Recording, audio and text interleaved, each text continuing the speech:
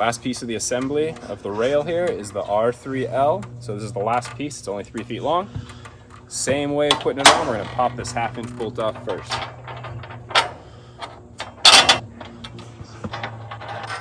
Put it through the 1/2 inch hole, which is on the end of this one instead of the middle.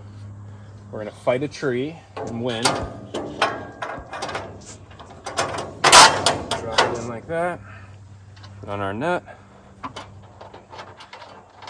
Black. See there? All right, so we got another little bit of an overlap here, so I'm gonna use the same trick. See if we can get that to fit.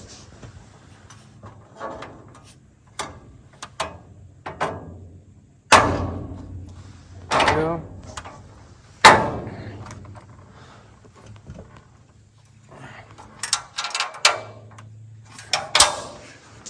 That one in. Now, because it's in tension here, it's kind of hard for me to get this to square up. This last hole is a little bit off because the spacer and the bracket aren't quite snug against this yet. So I'm gonna go ahead and tighten this bolt to pull that into alignment.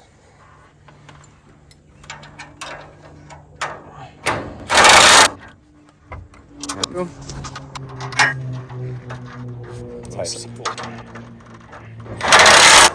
Now we got all our rail pieces on. The next step is to go through and we're going to tighten every 1/2 inch bolt in this truss assembly.